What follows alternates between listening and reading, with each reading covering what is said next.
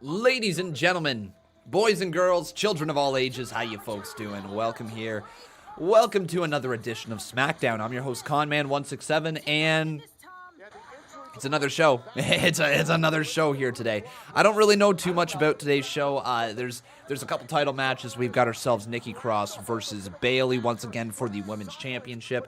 And we got AJ Styles versus Gran Metalik for the Intercontinental Title. So a very interesting card here today. Naomi versus Lacey Evans. And then obviously resuming the love story of Otis and Mandy Rose. Outside of that, guys, I really don't know too much else about today's show. I hope it's going to be a good one. I hope it's obviously going to be a show that makes us interested for the future of SmackDown, while also presenting today's show as a must-see edition. I really hope that's what's going to go down. But let's get into this thing, everybody. It is time for that SmackDown Conman Certified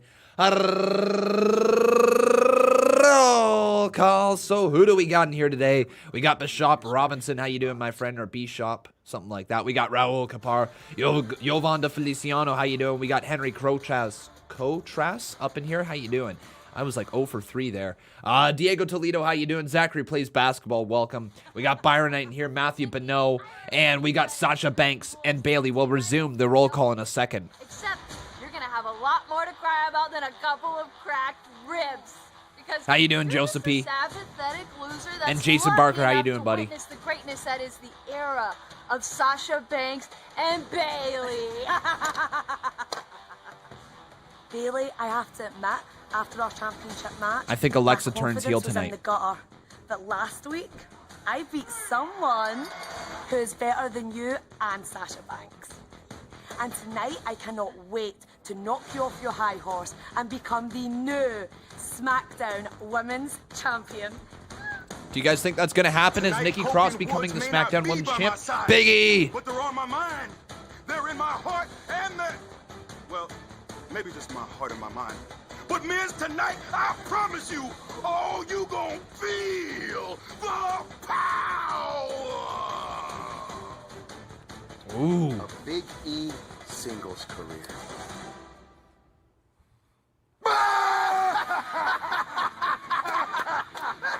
Bad TV show spin-off. Right, like Road Rules to Real Road. Okay. Like Bellas and Divas to Miz and Mrs. Like Wipeout to Cannonball. And bro, your shows are the spin-off. My point is, Biggie, you don't have what it takes to be both a bro, your shows are the tag spin-offs. team superstar, like the greatest tag team of the 21st century. Biggie, tonight, you're gonna realize that unlike you, The Miz is awesome!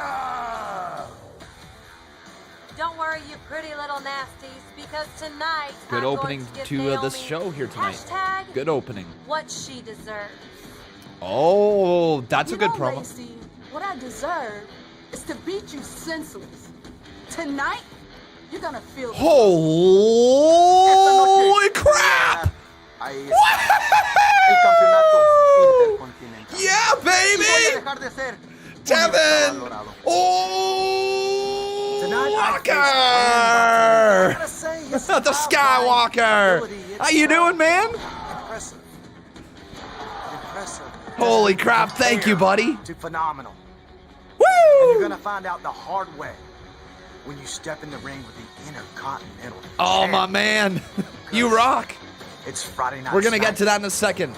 The house That AJ Styles built. Oh, and starting off with the Firefly Fun House. What a great start to SmackDown. I love this new style that they've been doing over the last little bit.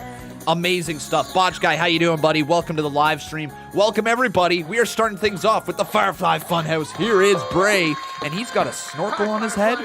All right. Sorry I was late. I was out searching for Braun Strowman. Oh, looking for Braun. Braun must still be wandering that filthy swamp somewhere. Well, unless those nasty gators got Braun first. Either way, a part of his soul will be trapped there forever. Woo! Tevin, man, that's some heat in there. That's some heat, boy. Just let me make one thing clear, okay? I never wanted to hurt Braun Strowman. Oh. I only wanted to help him. But now, he is awake. Okay, talking about the Fiend. Wants something that Braun has. And until Hey, he gets Ghostface, how what you he doing, buddy? wants, none of you are safe. Oh, none of us? Am I safe? Are you safe? Uh-oh. Let me in. No, I'm not letting you in, Bray. Bye. Bye. Why you so creepy? Bye. Bye. Bye. You're a creepy dude, Bray.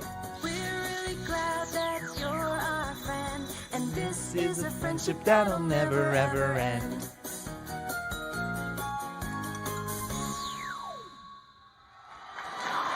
Well, there we go, everybody. Are you ready? No, I said, are you ready? Well, for the hundreds in attendance, for the other hundreds watching at home, and for you, Tevin Walker.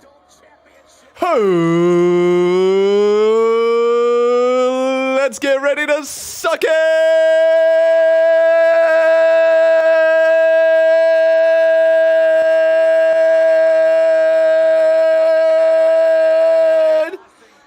And if you're not down with that, we got 2 words for you. Tevin Walker, you rock. Let's kick it up, everybody. Everyone, get on your feet and chant you rock for the one, the only, Tevin Walker. Here we go, everybody. It is time. Let's do this thing. Tevin Walker, my man, the Skywalker. Welcome to the live stream, everybody. We are starting things off with AJ Styles. It looks like it's going to be the Intercontinental Championship match, but let's get on our feet, everybody. Chant you rock for the one, the only, Tevin. You rock. You rock. You rock. You rock. You rock. No! No! No! It's a Lucha House Party! It's Loser League! Grand Loser League! The Loser House Party is here! The Skywalker will rise again. I hope all of y'all No. are having a great day or night. Not the Loser House Party! Not the Loser House Party! Oh, God, guys. Gran Metalik, the one who won the #1 contender match last week. He won it. The loser won. How did the loser win? Oh, man, oh, man. All right, so let's dial this back right here. Lots of people asking me, what is my gripe right here with the Loser House Party? Well, my gripe with the Loser House Party comes all the way back to the Lucha House rules. Do you guys remember that? Back in the day, when the Revival was still inside of the WWE and just starting to get their footing inside of the WWE, they put them up against the Lucha House Party. And what should have been a building rivalry for the Revival en route to them becoming one of the greatest tag teams in WWE history. That didn't happen, and that didn't happen because of the stupid Loser House Party rules, the Lucha House rules. And if you guys remember back to then, the Revival were getting basically buried by the Lucha House Party. 3-on-1 matches, 3-on-2 matches. Lucha House rules made no sense, and to this day, I will never, ever forgive the WWE for doing that to the Revival. Never. Ever, ever, and I hate the Lucha House Party as a result. So there you guys go. My explanation as for why I don't like the Lucha House Party. Earlier on here tonight, though, Bishop Robinson, how you doing, my friend? Thank you for becoming a new member on this channel, buddy. It's great to see you right up in this channel today, as it is great to see each and every one of you. We really didn't get too many people inside of our roll calls, so why don't we, guys, why don't we jump into that right now? So everybody say hello in the live chat, and let's get into it. It's time for that Conman certified roll call, and we'll also get to the boss, and we'll get to the new bar, and we'll get to all that stuff. But let's get some shout-outs going to start things off. Drew Pierce, how you doing? We got ourselves the Dracula, welcome. We got Stone Cutter in here. I see Henry Cotras. How you doing? Joseph P. Ali, Mr. Tornicane. Balin Howe, welcome to the live stream. We got Robbie. We got Atlantis Gaming. Justin Beverly, welcome, my friend. Joseph Ventura, I see you. We got Ross Blocks. Welcome, Ross Blocks. Tevin Walker, of course, the man who dropped that hundo bomb. Thank you, buddy. I really appreciate you. Oh, I hope that you love your character as well. Jason Barker, how you doing, my man? Welcome to the stream. We've got ourselves PS4 Twist, All Wrestling Network. Nice to see you. Lil Willet, Waleed Hejaz, Ian Thompson. Welcome, everybody. Big Tiger, nice to see you. We got ourselves Retro Demand. Nice to see you, buddy. We got Kelvin Jackson. We got ourselves Dark Side up in here. Brooklyn Rocker, nice to see you. R-Truth, Mr. Trizzle. How you doing, boy? Welcome to the live stream. We got ourselves Neek Man, Atlanta, Spain. We got Katina Harbula. Welcome, Katina. And we got the great Noah Howell along with J Money Jeff, Brooklyn Rocker, TJ Young. Welcome. And let's say hello to 3 more people. Hey, Monica.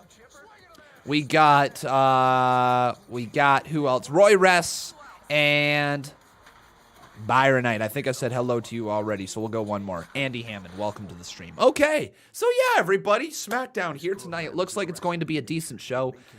Starting things off with the Intercontinental Title match between AJ Styles and Gran Metalik. This 100% needs to remain on AJ Styles. If Styles loses to Loser Leak, yes, that's what I call him. No, but if Styles loses to Gran Metalik, it's not going to do anybody wonders other than Gran Metalik, and I don't know what the ceiling of Gran Metalik is. Here we are. The following contest scheduled for one fall is for the Intercontinental Championship. Do you want me to spice things up? Why not, Retro Demand? What do you mean by spice things up? The challenger, accompanied by Lindsay Dorado, weighing in at 175 pounds, Gran Metalik.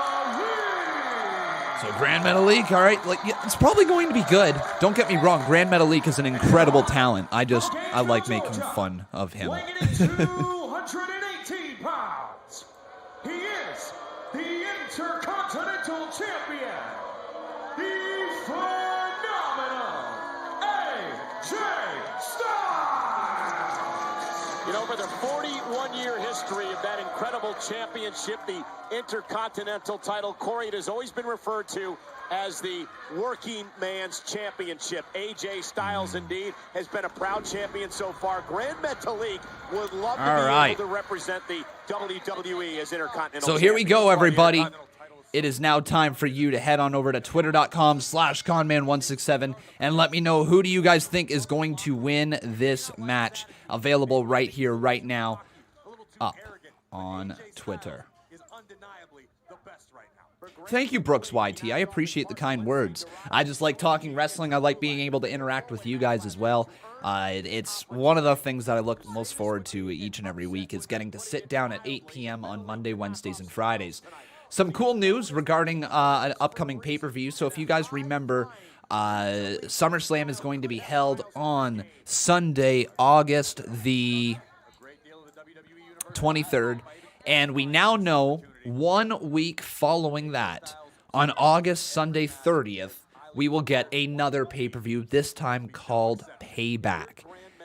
You guys have probably seen that pay-per-view name before. Well, Payback is coming 1 week following SummerSlam. That leads us to start to have to speculate. And what I mean by that is why? Why is there another pay-per-view just 1 week after? Hey, yo, Retro Demand becoming a part of a Legends Row. That's my boy. That's my man. We got ourselves a new character inside of the CMU, and we're going to get ourselves a little sweet knees action up on the screen. That's what I'm talking about. Here we go. Let's sound that big old music.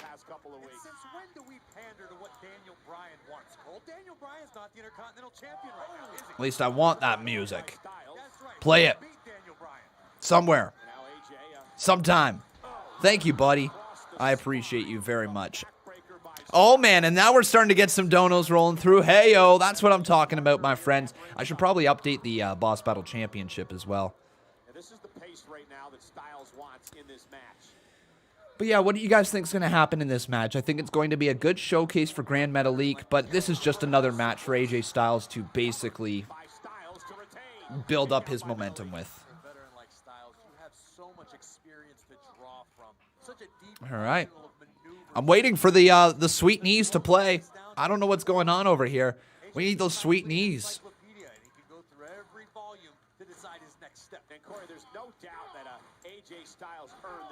Where are we at? Saying he didn't. He won a classic 40-minute battle against Daniel Bryan here. You're right. Seriously, no sweet knees, eh? It's sure taking its sweet time. The sweet knees taking their sweet time. Let's reset the bar as well and get that Boss Battle champion up here. Tevin Walker, you have become the new boss. Jason Barker says, I'm enjoying my Guinness tonight. Awesome, man.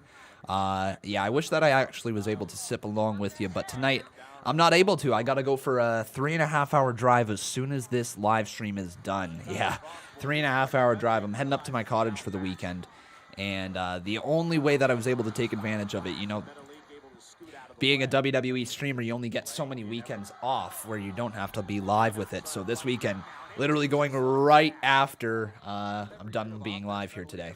3.5-hour drive up north. Not going to get there until about 10:30, 11:30, 12:30, 1:30, between 1:30 and 2 a.m. So yeah, it's going to be a little late, but that's okay. That's okay. Still love being able to be live with you guys. Nice Hurricanrana there from Gran Metalik. Sends AJ Styles out to the outside of the ring. But anyways, what I was trying to talk about, we'll get to those donos. Thank you guys. I do appreciate you. What I was trying to talk about is with Payback being on August 30th now, 1 week following the SummerSlam pay-per-view, that makes me think a couple things could happen. One, there could be a major reason why there needs to be Payback. So that could be somebody returning, somebody attacking somebody, the result of a match not finishing the way that we think it should finish, something playing into the Payback tagline.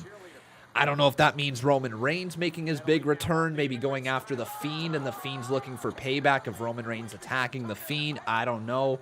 But something leads me to believe that there is a reason why Payback is happening just 1 week after SummerSlam. What do you guys think that's going to be? I'm interested to hear from you guys. But let me get this written down. We've got ourselves a few members that we still got to get inside of the CMU, so we need Jovan Feliciano.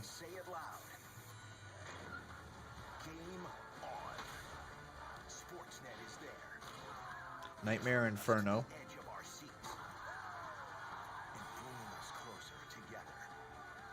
Botch Guy. We need Jonte Burner. And now, our latest member inside of the CMU is Retro D-Man. So, Retro D-Man, thank you very much, buddy. I will get you inside of the CMU as quickly as I possibly can. We've got 4 characters ahead of you to be made. So, probably expect your character within the next month or so. I think that's probably a good timeline. You might be after SummerSlam. I don't know if I'm going to be able to get you into the series before SummerSlam. But yeah, we'll get you inside of the CMU very quickly here, buddy. Thank you for your support. I do appreciate you. Growing up is so overrated. Yeah, Johnny. Man, what's up? What's that all about, eh?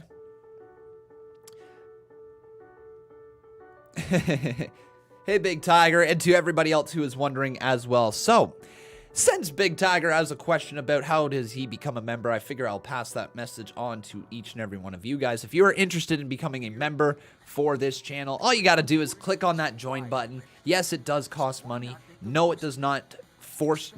Let me reword that. No, you are not forced to pay to watch. This channel is 100% free if you guys wish to continue enjoying this content. But if you wish to support the channel directly, you can do so through a Super Chat feature or through becoming a member. The choice is yours. Either watch for free, support the channel a little bit or a lot, whatever you guys wish to do. My goal is just to create great content and create a safe a safe space where all of us can interact and talk about wrestling. Mark Kern says, Con, maybe Payback is the second all-women's pay-per-view. Maybe. I have a tough time believing that for sure. I believe it's not going to be an all-women's pay-per-view. If it was going to be an all-women's pay-per-view, I feel like they would have continued along the lines with the Evolution tagline. But I mean, you don't know for sure. WWE might just have an all-women's pay-per-view called Payback in 1 week after SummerSlam. That is possible. I wouldn't put it against them. It's honestly not the worst idea either. The way that I look at it is we go back a couple years ago, and when the brand split was still in place, we would have Raw pay-per-views, we would have SmackDown pay-per-views, and every 2 weeks we were getting a pay-per-view. It seemed to be overkill at that point. But if there is a reason why this pay-per-view is happening 1 week after SummerSlam, or there's an interesting tagline to it, or it's not necessarily pushed as a pay-per-view, but more of a special network event, then I think I'm all on board. If WWE is just looking for some reason to have back-to-back pay-per-views, maybe to help draw ratings, I don't know what's going on. Maybe if that's what they're looking to do, it's you feel like they could have probably built to Payback and at least had a 2-week break, But hey, we'll see. I'm waiting to see. The jury's still out on it, right? We'll wait and see how Payback actually goes. We'll wait and see how SummerSlam goes. And we're going to see how this Intercontinental title match goes here tonight, because Gran Metalik flying through the air. Nice crossbody comes down on AJ Styles. Count of 2, but a kick out by Styles. All right, let's get to these donos. These couple donos right here. So Wolfpack Matthew Grantland, how you doing, buddy? He says, hi, Conman, how are you doing? I'm doing pretty good, thanks for asking. I'm exhausted, if I'm being honest, but that's okay. It's the end of the week. Got a weekend here to rest up, recover, and come back on Monday with you guys. So looking forward to seeing you guys once again on Monday. Atlantis Gaming, how you doing, buddy? He asked me, if AJ Styles loses, you need to wear his mask on a live stream. Gran Metalik, sure. Let's say if Gran Metalik becomes the new Intercontinental Champion, I will buy a Gran Metalik mask, because I said along the same lines for when they became if they were going to become tag team champions, I was going to buy his mask, but I don't know if that's happening anytime soon. That's still out, though. If the Lucha House Party does become tag team champions, I still got to buy a mask of Gran Metalik. Big E versus AJ Styles at Payback. That's a good idea there, V1B3Z. It's a really good idea. You guys behind that idea? What do you think here, live chat? What will you do if Metalik wins? Because you usually want these guys to lose. Well, Daniel Martinez, I want Gran Metalik to lose. Just straight up, flat out, he needs to lose. And again, I want to back this up here. I think Gran Metalik, Lince Dorado, Kalisto, the entire Lucha House Party, they're very, very talented individuals. I mean, they're working inside of WWE. You have to be a talented individual to be someone who isn't necessarily featured, but always going to be kept around. And Gran Metalik and Lince Dorado are very, very talented individuals. They're being kept around for a reason, And it seems like they're trying to do a little bit of something with them, at least feature them on TV, make use of that paycheck.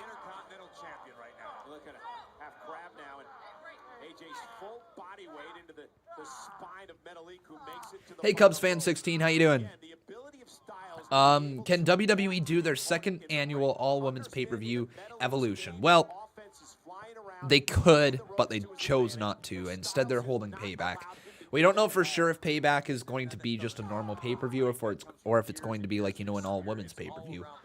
Most likely going to be just a regular pay-per-view. I don't know, Retro Demand. I literally don't have no idea. I don't have no idea. That didn't make sense. I'm waiting for it to pop up here from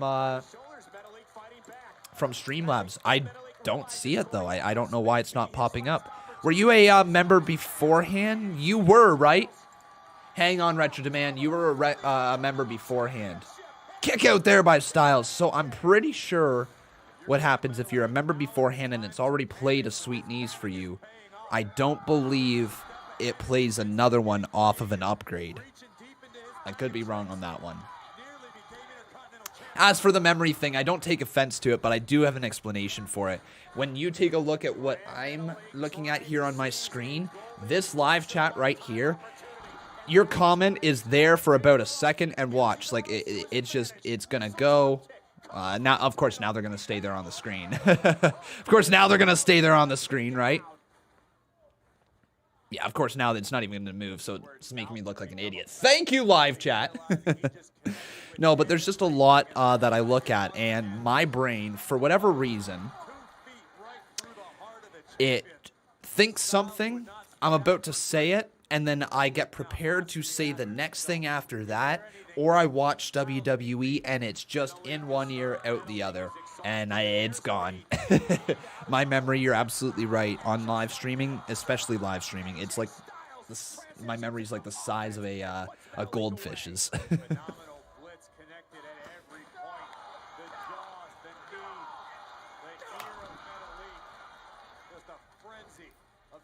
By the Intercontinental Champion. And that's AJ in a nutshell, Corey. Metalik gave him I guess I could show you guys a little bit more of like the setup from my end, right? I think some people are enjoying that. So basically what I've got here, everybody, is this is what I look at. Over here, I've just got the live stream. It just shows me, you know, the live viewers, the amount of likes that we have. This is OBS. This is where I control absolutely everything.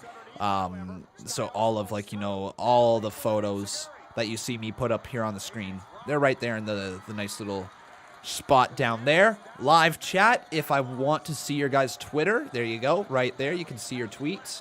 And this is how I put, like, the polls up on the screen, by doing that right there. What else? Basically, over here, you've got all my live stream setup software. You've got all the donos. You got, like, live viewers, everything like that.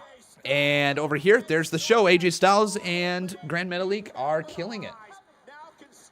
If I'm being honest, this match has been good, hard-hitting. Certainly Gran Metalik showing why he went far in the Cruiserweight Classic and why he got signed by WWE. But Tevin Walker, my man, I forgot to mention that you're the new boss and you're a two-time Boss Battle champion. Jason Barker, let's get this going. He says, how am I looking like next week in the CMU? Well, you might just have to watch there, Mr. Jason Barker. I don't have it written yet, and I won't have the show written until Monday. Oh, Gran Metalik taps out. It's over. Good match. The right call. AJ Styles got the showcase. Yep. No mask today, fools. No mask today.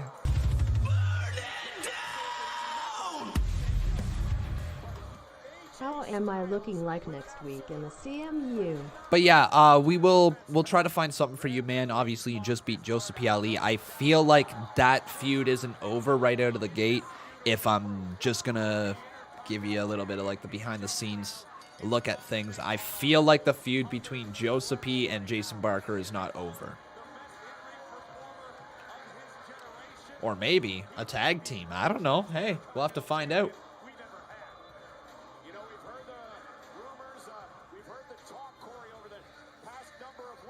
So Styles just going to leave after that match, and it looks like... Oh, come on, Styles! No, going right back in, and he's attacking Lince Dorado.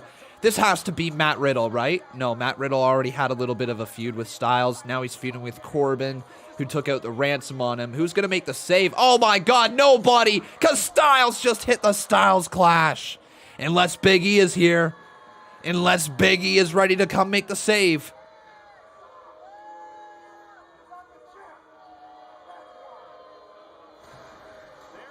Oh, no.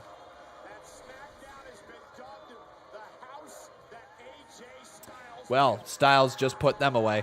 Hey, Retro Demand. Yeah, it'll probably be after SummerSlam, okay? Before I can get you in. SummerSlam in the CMU. Probably a month. We've got 4 characters ahead of you right now.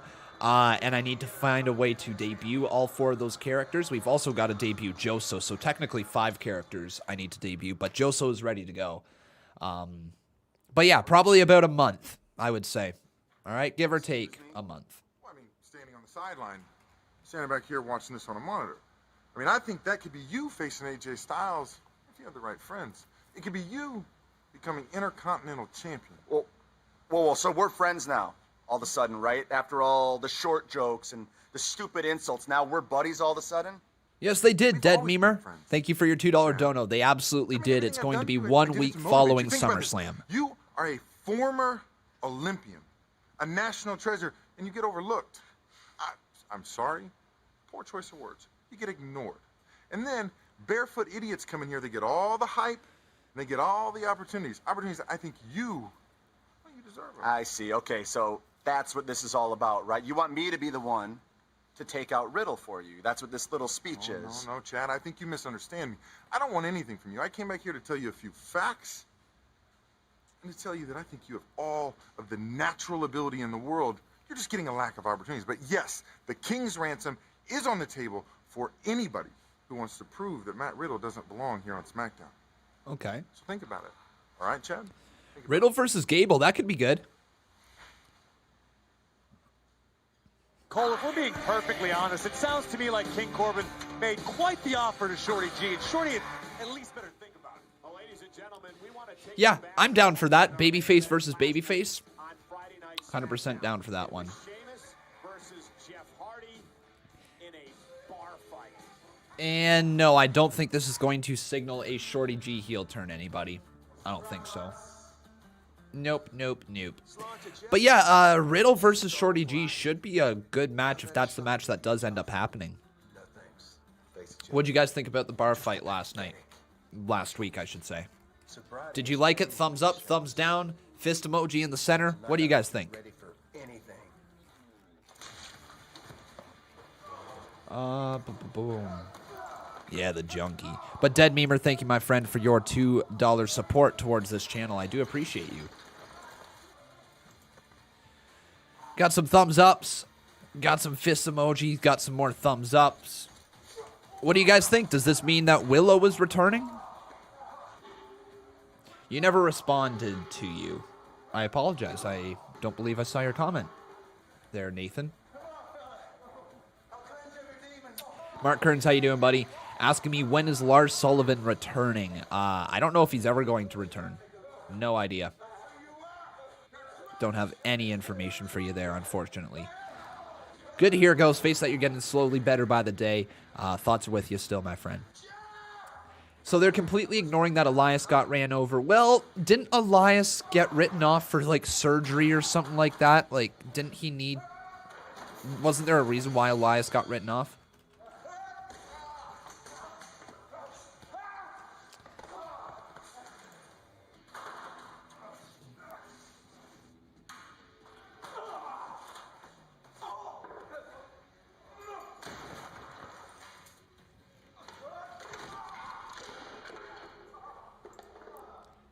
Just checking out here if Elias is actually injured.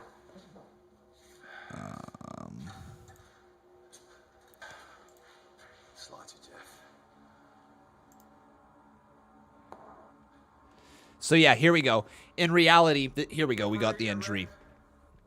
So on the May 29th episode of SmackDown, he was unable to continue in the Intercontinental Championship tournament when he suffered an injury in the storyline by getting hit by a car. In reality, Elias had suffered a torn pectoral muscle and required surgery, rendering him out of action for 6 to 9 months.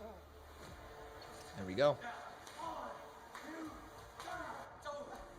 So there you have it, everybody. Out 6 to 9 months. That was back at the very end of May, so it's only been a month now. Or actually 2 months, I guess we should say. It's the end of July.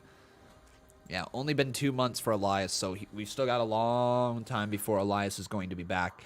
What do you guys think about Elias? You know, I've always been mixed on him. I've always said Elias is a far better heel. Nobody wants to root for Elias, but that's my opinion, right? What do you guys think? Otis hugging Hardy. There's Devon backstage. Okay, Devon, how you doing? There's Tucky. Lil Nate is there. Oh, yeah, sorry. I asked if my character could be British since I'm British. Yeah, man. Yeah, I can try to remember to do that. Let me just put beside you right here. British. Boom. Elias is solid. Elias is an early card guy. Okay.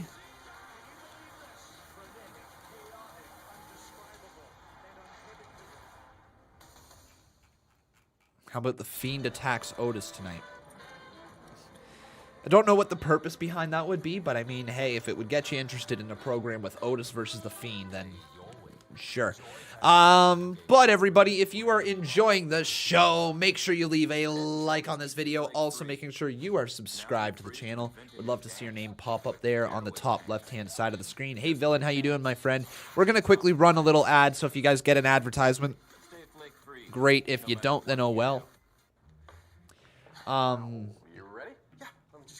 But yeah, Tevin Walker asking me my thoughts on the Cross and Lee feud.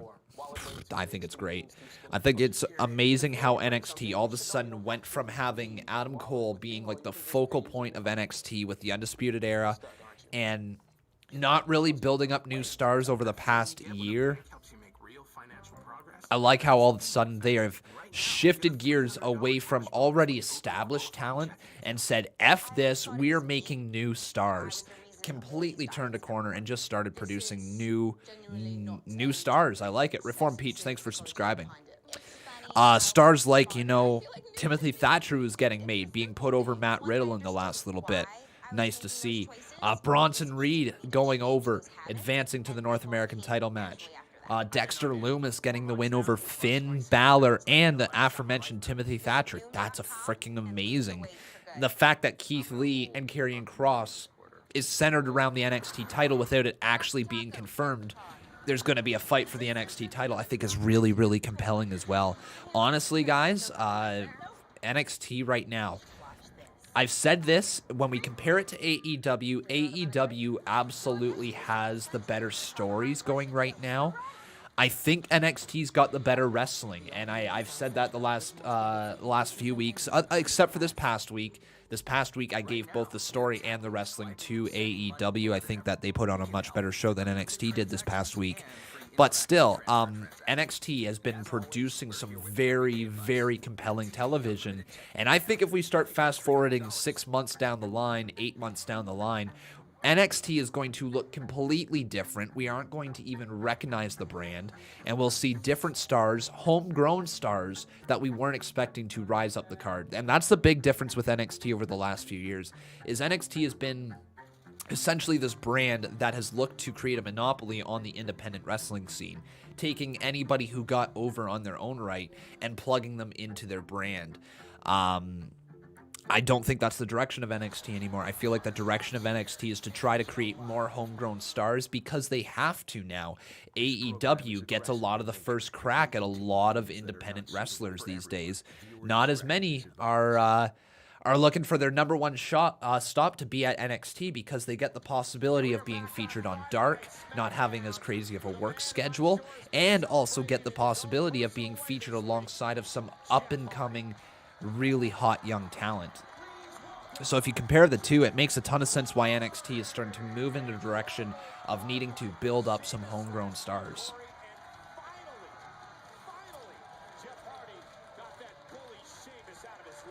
It really would, wouldn't it, Jason Barker?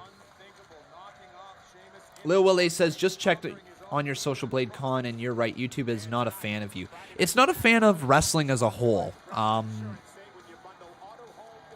Not a fan of wrestling as a whole. If you look at multiple channels in the wrestling world, you will notice the same trend. Views down like that, but starting to just have like a little bit of a comeback. It's been down for about a year. You know, this channel doesn't pull in the views it used to. But I will say this much. The active community is one of the best, if not the best it's ever been. Here's Jeff Hardy. I haven't felt this good in a long time. The last few months, you know, with Sheamus, has been tough. He's been a constant reminder of how dangerous my demons can be. And he sucks, yeah, you're right. I just have to remind myself of how bad it can be, you know. It would, Ghostface. Sobriety is going to be a never-ending challenge I have to face every day, but, man, beating Sheamus in that bar fight was a reminder that I am on the right path.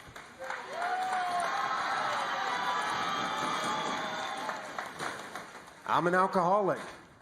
I'm so much more than that. I'm a loving husband, a loving father. I'm a WWE superstar, man.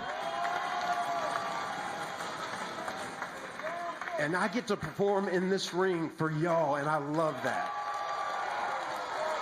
Cool.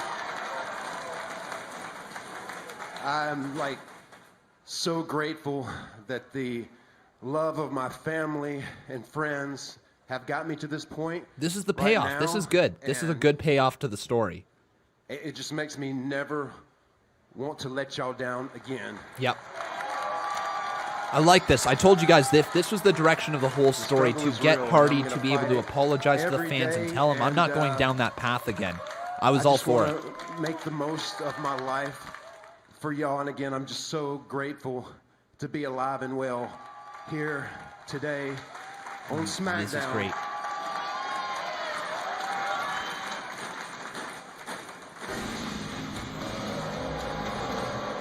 I wonder what this guy wants. Here's King Corbin. Jeff, I mean, really, if I have to stand around and continue to listen to you talk about your sobriety, I think my head is going to explode. I mean, what is going on here on SmackDown? Jeff, you're the charismatic enigma that is known for taking things to the extreme. Listen to that heat. Now you're standing in this very ring, whining and crying about recovery. I think Liv Morgan has a lot of potential there, Dead Memer. A lot of potential, but they gotta use her correctly. They have to, and they haven't been. Deal with it. I mean, it is bad enough I have to listen to this. I gotta deal with that stupid Matt Riddle that can't find his shoes. Tonight, I have a match with the idiotic Drew Gulak.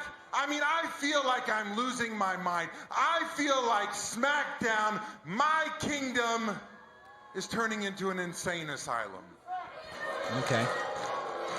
Corbin, one thing I've learned over the years, man, if everybody around you is the problem, maybe the real problem is you. That's good advice. Listen to that advice from Jeff Hardy. Okay, Jeff, let's be honest here. I'm actually pretty disappointed in you. You'd think a guy like you would want to stay in my good graces. I mean, Jeff, look, I would have came to you and offered you the king's ransom to take out Matt Riddle, but I don't think you'd take it. I mean, nowadays, in your sad and pathetic life, you are more concerned with sitting in a little circle talking about the 12 steps and collecting coins. Oh, there you go. There you go. Drew Gulak attacking the king. Yeah, that's what I'm talking about, folks. So Drew Gulak going right after King Corbin, and we're going to go to commercial break, and that's how it sets up the match between Drew Gulak and King Corbin. I've spoken about this in the past. I like it when WWE gives you a reason to care about the match that you're about to see. You know, sometimes WWE will just throw people out there to face people. And you're like, okay, why are these guys fighting each other? Well, now you know. Gulak, the babyface, obviously standing up for Jeff Hardy, the babyface. King Corbin's the heel. Gulak attacks him from behind. We go to commercial break. We're going to come back, and the match is going to begin, or already have started at least, and then we get the match. I don't mind it. Honestly, this has been a thing that I've started to notice with wrestling, without a crowd especially. Not everything is going to be great. Not everything is going to be great. I mean, WWE hardly makes great stuff. So, of course, not everything is going to be great. But throughout the pandemic, the one thing I've noticed is that when there's a bad segment, it's not that bad, right? It's not horrendous. Everything feels to be at least just decent. The stuff that has been really good has been really, really, really good during the pandemic. And so much so that WWE has been writing compelling television for the past few months. a lot better television than they were writing, last year. Going into Hell in a Cell, I just think about even since Shane McMahon won the Best in the World trophy, I don't think WWE has truly been able to write too many compelling storylines since then. We had the Kofi Mania angle. We had the Rise of the Fiend. We've had Randy Orton Edge. What else have we had that is really compelling television? Like, legitimately over-the-top compelling. The start of the new Nation of Domination with MVP leading the way. That has been compelling television. Drew McIntyre's title reign has been compelling television. What else? What else has been really compelling? Seth Rollins. Seth Rollins. Seth Rollins has been putting in work, man. Seth Rollins stuff has been compelling. Whether you want to admit that the Eye for an Eye match, if you thought it was good or bad, it was at least a conversation point. Oh, God. Sasha Banks and Bayley. How freaking awesome have they been? Sasha Banks and Bayley lighting the WWE on fire. So what I'm trying to get at is that the stuff that has been good throughout the pandemic has honestly been really, really good. The cinematic matches, the Boneyard match, the Money in the Bank, the Swamp Fight, it's been really good. And it kind of sucks that the ratings aren't really reflecting that, because it has been better television than it was, a year ago. And that's weird to say. If there was live fans right here, I think WWE as a whole would be in a great position. I think they would. They seem to have found their writing. They built up some new stars. Now they're on the path that they want to be, with Bruce Pritchard being in charge of both shows. Stars are being built. It feels like there's a future ahead of them. You've got some young, talented individuals coming up through the ranks. You've got some veterans that are putting some younger stars over. You've got a Randy Orton character, which has been very, very, very, very entertaining to watch. It's hard to find a lot of things wrong with WWE right now, other than no live crowd. And I totally understand that there is a section of wrestling fans out there that are not going to like watching wrestling without the live crowd. That is just a given. But if you're able to work through that, if you're able to push your stories through that, make use of this time with no live fans to build up new stars, to give new stars basically a little less pressure on a national television show, build them up, see what happens, use this time that you have available right now to create new stars, and then when fans come back, they are going to be drooling over the fact that they've never seen a lot of these stars in person. They haven't seen these new characters. They haven't seen these new entrances. And they are going to want to pay good, hard-earned money to come see them. Picture this. People who haven't seen Matt Riddle before wrestle. How big of an attraction is Matt Riddle going to be once the pandemic ends? How big of an attraction is The Fiend going to be once again when this all ends? How big of an attraction is Seth Rollins going to be with his new Monday Night Messiah gimmick when this all ends? People are going to want to pay money to see them. So let me ask you guys, who will win? And I just realized that I don't have the correct matchup here on the screen. It's actually Drew Gulak versus King Corbin. So let's get this up here. Boom. Drew Gulak versus King Corbin. And then let me ask you guys, who will win? Oh yeah, can't even begin to talk about Karrion Kross. Karrion Kross is going to be quite the draw for NXT, especially for their first takeover when he's making his entrance there. Oh, he's going to be a draw, isn't he?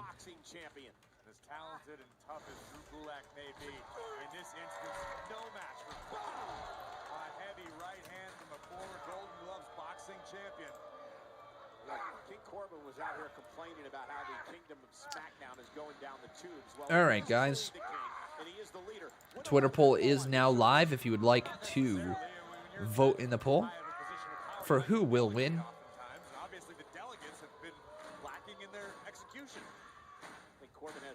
Let me know right there, guys. Boom. Steve Taylor says, have to remember, if not for this pandemic, we wouldn't have really gotten all this good, new, innovative content.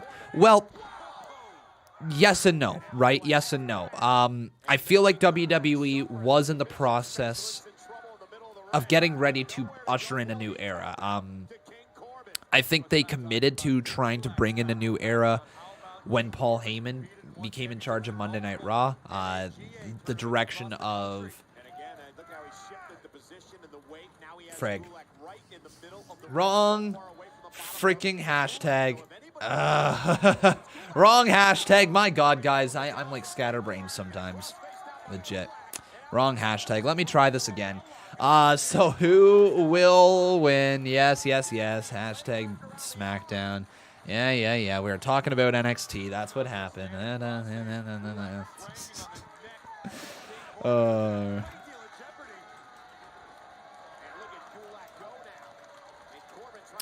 But with WWE, they were already committed to trying to create some new talent. So I do believe that WWE was in that process of already trying to build up over time some new superstars. What totally was not planned by WWE was to move in the direction of cinematic matches. And cinematic matches are going to have a place inside of wrestling now. I feel like they are going to be more often used for a promo or a segment. I feel like the Swamp Fight was a lot more groundbreaking than a lot of people giving it credit for. I feel like the Swamp Fight was focused more so on being a promo. Same with the Firefly Fun House match at WrestleMania. I feel like these matches are designed in order to create a very interesting segment. And if WWE is willing to invest in a promo segment like that, I think that they've got money on their hands. Oh, here comes Matt Riddle. I really feel like they've got money on their hands right there. However, if they continue to push just cinematic matches, I don't feel like we are going to get anything really groundbreaking moving forward. I feel like the matches have peaked with the Boneyard match, if we're being honest. Inside cradle from Gulak, counted 2. Oh my God, kick out. Oh, kick out by Corbin. No, end of days to Gulak. It's over. 1, 2, 3. But here comes Riddle, the original Bro, going right on the attack there, and Baron Corbin's in a little bit of trouble. Here he goes, some right hands from the OB, the original Bro, just firing away on the King, and that King's ransom is still out. I wonder if anybody's going to come and attack Matt Riddle. Is it going to be Gable? Is Shorty G going to turn heel on Riddle? Is Shorty G going to come out and attack him? Is Shorty G going to try to take... Oh my God, he totally is! No way! Shorty G! G!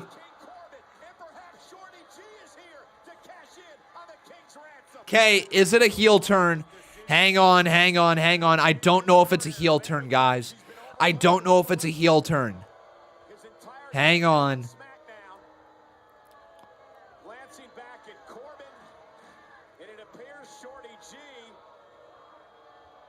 One sec. Is this a heel turn? No, Gable saying the money thing and leaving the ring. I don't think it's a heel turn. I don't think that's heel, guys. It's not. No, that's not 100% a heel turn. That is a 50% heel turn, because all he just did the money thing. That's all it was. There's a ransom out on Matt Riddle. Just because he's a good guy doesn't mean just because he attacked him it's a heel turn.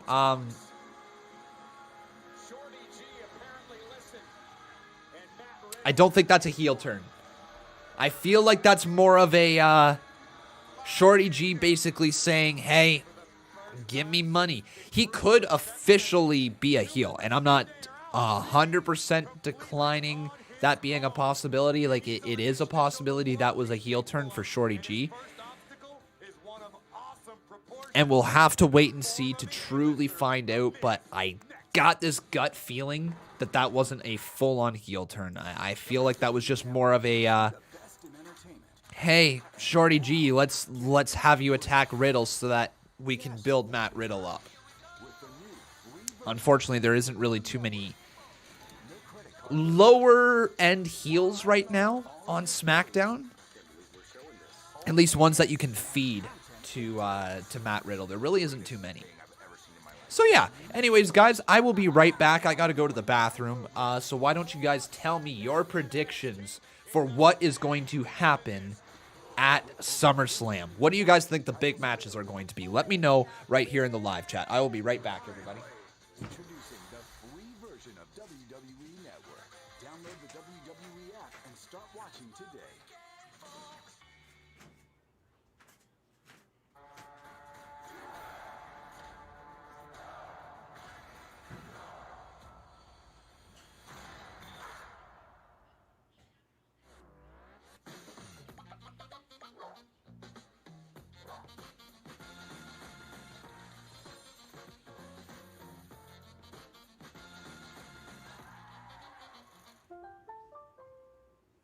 Head & Shoulders keeps you flake-free. Now you're free to log roll for days. And receive praise for your log rolling ways, which turns into a log workout craze. Stay flake-free, no matter what you do. Check the retaining wall, back deck, and vinyl siding. Got a lot of work to do. Gorilla heavy-duty construction adhesive. Of course. All surface, all purpose, for a durable hold that lasts, for the toughest jobs on planet Earth. Build.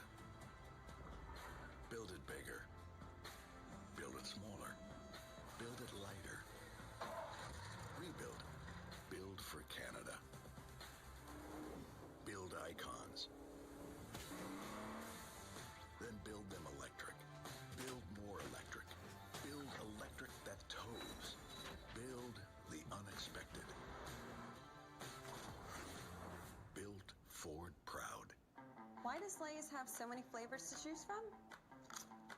Because sometimes you feel a little more playful. Growing up is so overrated. Totally overrated. Gotta have Lay's. Well, we're back. Hey, what's up, Canada? It's me. How you doing? Your buddy, your pal, Scott Stanford, back with another WWE News Slam. I want you to get ready for the How you doing? party of the summer. When SummerSlam comes your way next month, you will not Don't question what Conman does. all your favorite superstars going toe-to-toe. Never question anything that Conman does. Just live with it. Just live with it. I have a serious question. WWE still wants to do Hell in a Cell. It won't fit in the Performance Center, so what they do on top of the headquarters? Your thoughts? Yeah, I feel like Hell in a Cell would be more likely to be just in like a random parking lot as opposed to on top of the WWE headquarters. But I guess it could happen. They could do it there if they wanted to do Hell in a Cell. Yeah. I'm Scott Stanford, and this has been your WWE News Slam. I think so. Let's get to a few donos right here, or what do we have left? We actually have just one dono right here from Paul Carpenter. Thank you, my friend. He says, King Corbin with the peasant Shorty G. Maybe. Like, that could be the start of a faction together. Like, it very well could be. We know Shorty G and Corbin, they have, like, really good chemistry together in the ring. Maybe they work as a team. I don't know. Seems like a little bit of a random pairing, unless they have actual plans with Shorty G. But now it's time for the singles run of Big E. And feel the power. So what do you guys think Big E's future is? Is he a future world champion?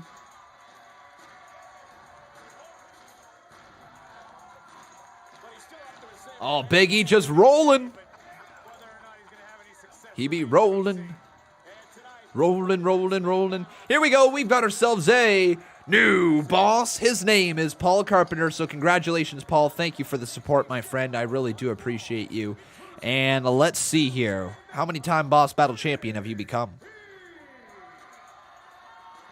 You notice not accompanied by Kofi Kingston or Xavier Woods. Let's take you back to last week on SmackDown. And wait a minute, Corey! He missed! You're gonna fail! Again, let's take you back to last week. That's so funny. Paul Carpenter, though, my friend, I believe that is a one-time Boss Battle Champion. It's about you, man. Yes, Paul. What Big E can do. Like I said, I hear you. I appreciate that. But it's you and E, we want this for you, man. Don't let them deny you for a decade before you take your due. Put your meat on my meat. More importantly, you've earned this. You deserve this. You have our blessing, man. You sure? I put your meat on my meat, man. Gently now. You good? I'll take my time. Please, Gently. Gently. Hey, man. I'm delicate. Xavier Woods out with injury. We learned last week Kofi Kingston going to miss some weeks of action as well. So Big E tonight. So it's the start of the singles run for Big E. Are you excited, guys? It's time for the Miz. Miz and Morrison. Hey, hey, ho, ho. Hey, hey, hey, ho, ho. I really want John Morrison and the Miz to make a lot more music videos. Like, we need, like, 1 million music videos from them.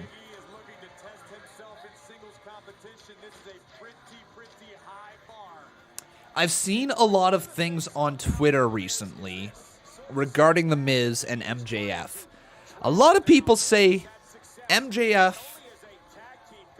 lot of people say the Miz is greater than MJF. I don't agree with that. I don't. Miz is how old?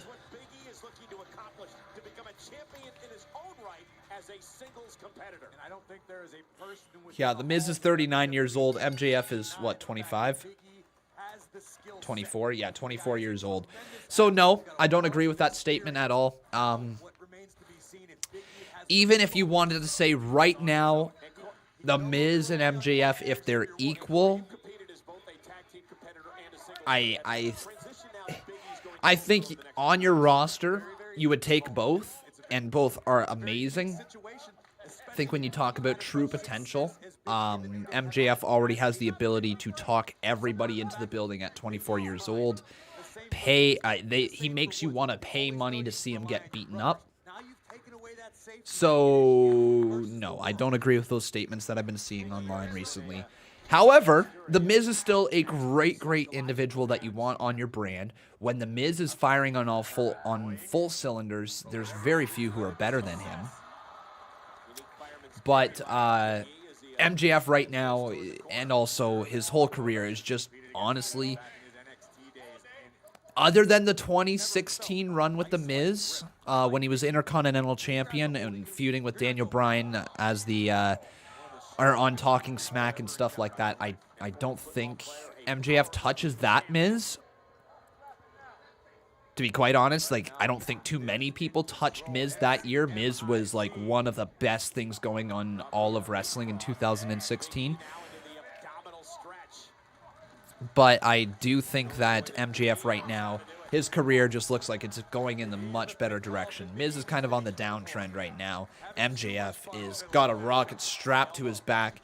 And honestly, MJF really is like on the cusp of becoming one of the next big things inside of wrestling. I don't know what his true potential is, because you have to remember, as a heel, your potential is only so high because you're making people hate you, right? Eventually, you got to figure out how to work as a babyface if you're going to become one of the biggest stars inside of wrestling. And I don't know if MJF has that in him yet, right? We have yet to see MJF truly work as a babyface. Yeah, we saw a little bit of the stuff with Cody at the start. But obviously, that was just setting up the heel turn for MJF. Miz sent into the ring post, and down goes the Miz. I didn't ask you guys who was going to win this match, and I didn't put this up here on the screen either, so apparently Conman sucks at his job right now. But let's do this. It is time for Big E versus the Miz, so let's put Big E right here. And let's get the Miz. Oh, Morrison, what a move!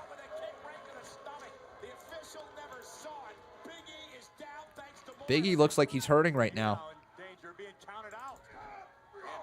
Oh, nice drop kick to the side of his head as well.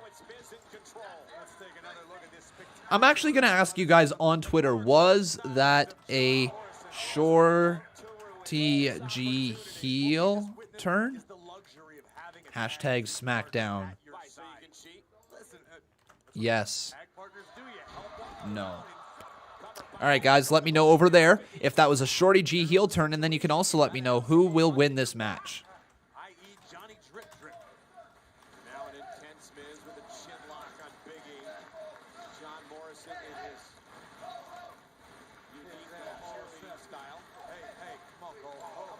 I love how Morrison is just chanting Miz and Morrison, hey, hey, ho, ho. There we go. Yeah, Morrison better hightail it.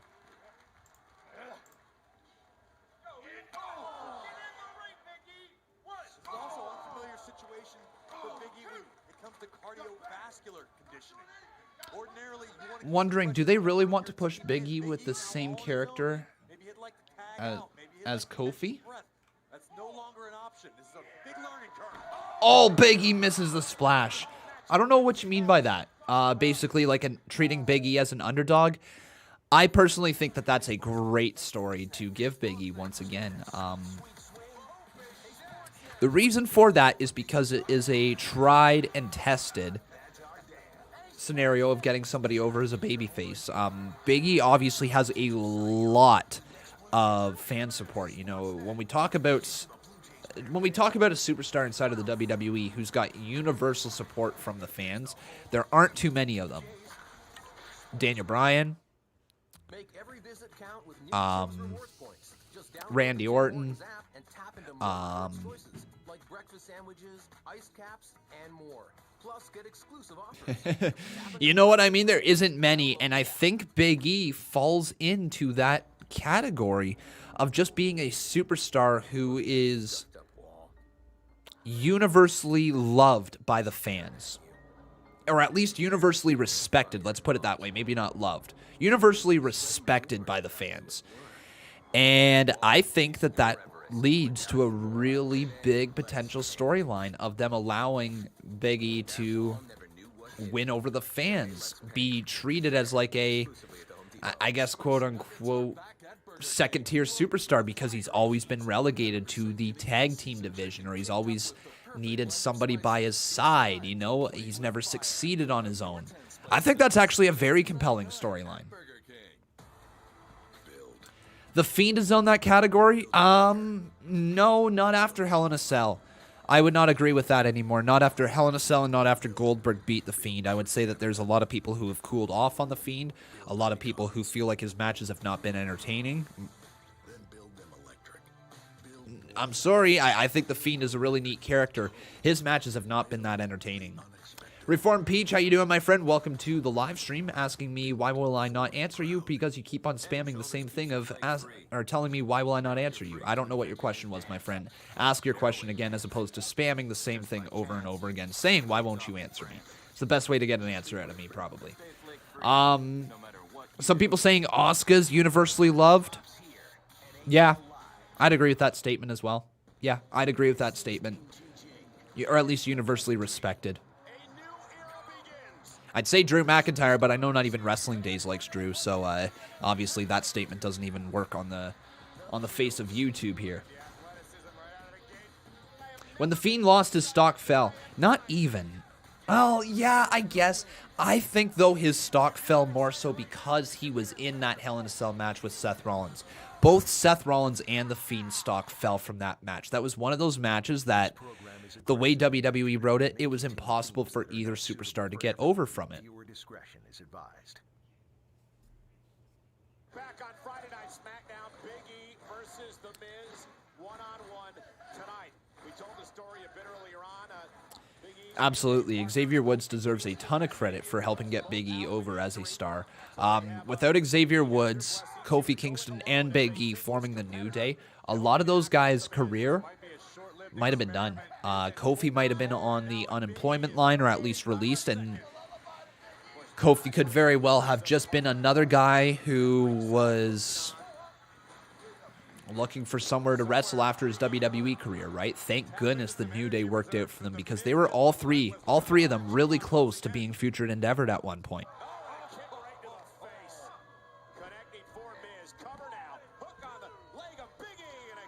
Hey Charles, how you doing, my man? He says, hey Con, what's up, Con Man? On my universe, I got you versus me for the WWE Championship at SummerSlam, trying to do a compelling underdog story with you and your character. Are you excited for that? I'm absolutely excited for that, my friend.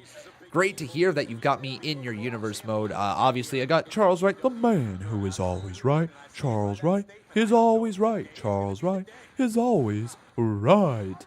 Inside of the Con Man universe, I'm going to have to get you on the screen or on the TV show a little bit more often, my friend. There's a lot of people. You know what's really funny? Is I get a lot of people inside of the CMU, and I don't always remember all of the characters that I have at my disposal until somebody comes into the live chat, and I'm like, oh yeah, they haven't been on the CMU in a little bit. I need to write a storyline for them. But good to see you, buddy. Yeah, the Godfather's real name is Charles Wright. We figured that out here on one random live stream at some point. I can't remember when. If Roman comes back, do you think Roman will do a heel turn? I don't know. I don't know. Probably not. Elijah Woods, how you doing, my friend? Welcome to the live stream. Thanks for your $1 donation. Hey, Aled. How you doing, buddy? Back elbow right there, though. Big E fires a clothesline, turns Miz around, has him all the way up, looking for the big ending. Miz looking for the skull-crushing finale. Nobody home, though. Big E moves out of the way, lifts him up again. Thumb to the eye, though. Big E is caught. Kick to the midsection. Miz with a DDT. That could be it. Into the cover. Count of 2. No, Miz cannot get the win, as Big E still finds a way to fight in this matchup. TCS Gaming asking me, do you have to be a member to have your own character inside of the CMU? Yeah, member or moderator, my friend. You're not doing too good, Aled? Oh, dude, I'm so sorry. Whatever's going on, hopefully you're okay at least. I'm doing okay. Thanks for asking, but hopefully you're doing, or at least you're going to be okay, my friend. Thoughts are with you, whatever's going on here tonight. Miz, though, with a few kicks right to the midsection of Big E. Another few kicks as the Miz is just unloading. 3 kicks. Hey, Straight to Slate, how you doing, man? It's been a while. Great to see ya. Miz goes for another high kick. Big E turns that around. Oh, Miz lands on his feet. Drop kick to the knee. Big E's got to be exhausted at this point. He's got to be frustrated. Hasn't been able to solve the A-lister to this. I wouldn't agree with that statement that Naomi is universally loved. I would say she is universally, not even universally respected. To be quite honest, I think Naomi does have some people who aren't for her. I think, though, the majority of wrestling fans at this point in her career want to see something done with Naomi. And I'm one of those people. I want to see something done with Naomi. Nice spike there from Big E into the cover. Count of 2. Kick out by The Miz, though. Spectacular move by Big E. Ibrahim Alizai just said, you're ugly. Well, that's okay, my friend. I don't think that you should probably be judging people based off of that. Nice knee there from The Miz. You probably weren't even talking to me. You're probably talking to somebody else. But if you were talking to somebody else, just think about this, my friend. There's no need to judge people based off of looks. Nobody has the ability to change how they look unless you go through like plastic surgery, and at that point there's no need to change how you look. Skull crushing finale to, oh my god, Big E just kicked out though. But there's nothing that you can do about it, right? So just don't be mean that way, I guess, to random people that you don't know.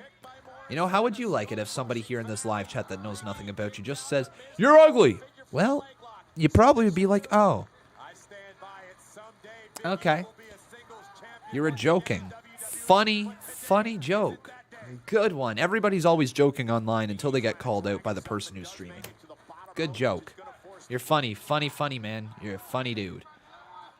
Hilarious. The Miz wisely using the referee's count of 5 as we look back once again. Looked like the knee of Morrison connected right on the bridge of E's nose. And a skull-crushing finale. I mean, you gotta respect the fact that Big E survived that onslaught. Am I gonna watch hockey tomorrow? I'm up at my cottage. I really hope that we're gonna have it. I'm a Ninja Turtle. How you doing, my friend? Thanks for the message on Twitter. Says, make sure to tune in and listen to Conman167. If you love wrestling and great commentary, then Conman is just for you. I appreciate it, buddy. Oh! John Morrison almost got caught there by the referee. Uh-oh. Morrison. Lil Nate gonna have no choice but to toss him out. And Morrison is no longer available at the Miz's disposal. Oh, I botch every other sentence there, Led Thomas. Well, Miz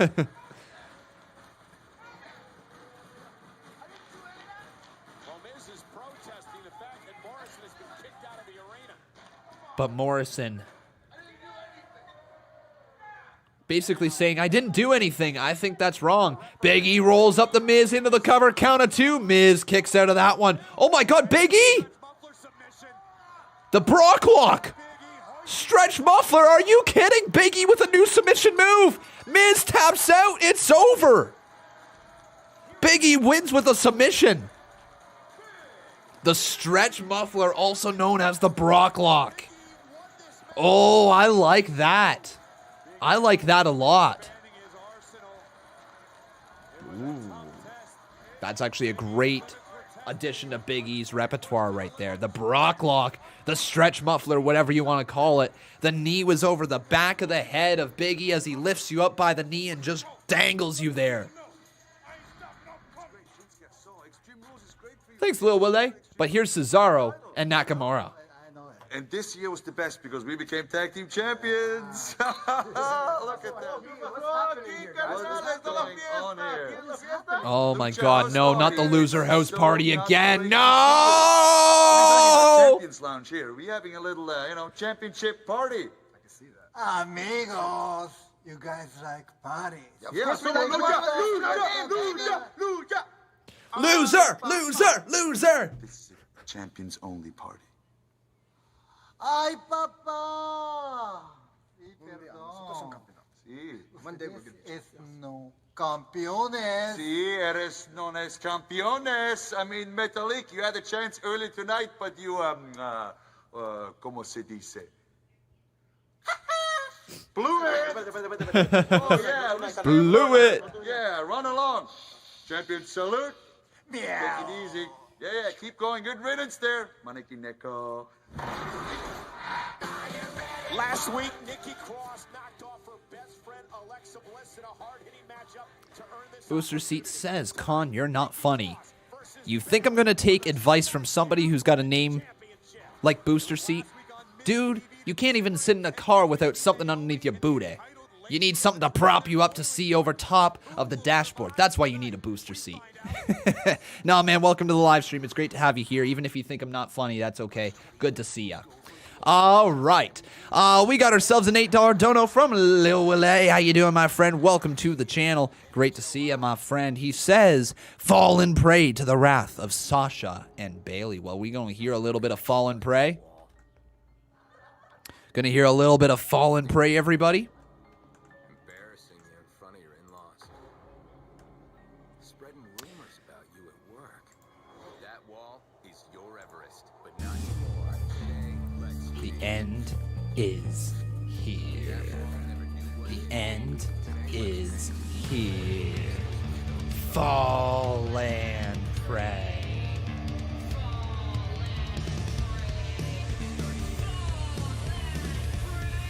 Say it. Fall and pray. Fall and pray. Fall